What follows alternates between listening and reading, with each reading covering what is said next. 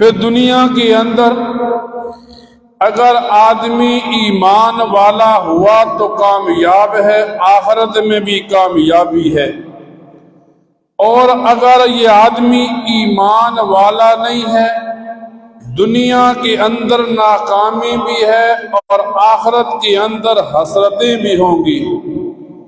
فرمایا مومن آدمی وہ ہوتا ہے جو بغیر دیکھے مان لیتا ہے، کافر وہ ہوتا ہے جو دیکھ کر مانتا ہے۔ نبی کریم صلی اللہ علیہ وسلم کا زمانہ ہے، نبی کریم صلی اللہ علیہ وسلم صحابہ کرام سے فرماتے ہیں اگر میں تمہیں کہوں اس پہاڑ کے دوسری طرف تمہارے دشمنوں کا لشکر ہے تو تم کیا کہو گے؟ تو صحابہ کرام فرمانے لگے اللہ کے رسول آپ صادق اور امین ہیں، آپ جھوٹ نہیں بول سکتے۔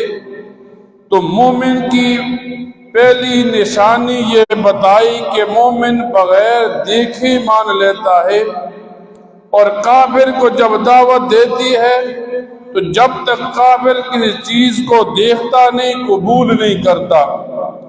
فرمایا دوسرا یہ مومن خوشی کے ساتھ قبول کر لیتا ہے اور کافر مجبوراً قبول کرنا چاہتا ہے۔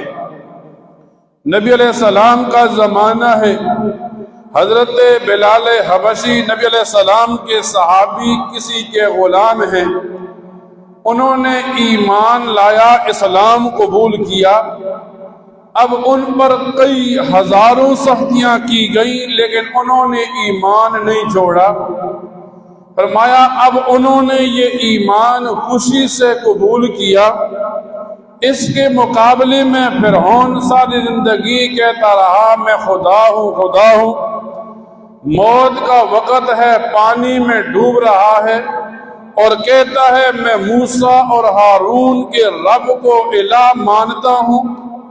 تو فرشتوں نے مٹی اٹھائی اور فرعون کے منہ میں ڈال دی کہ کہیں اب یہ ایمان نہ لے آئے۔ پھر فرماتے ہیں قیامت کے دن مومن خوشی کی حالت میں ہوگا اور منافق اور کافر غم کی حالت میں ہوگا۔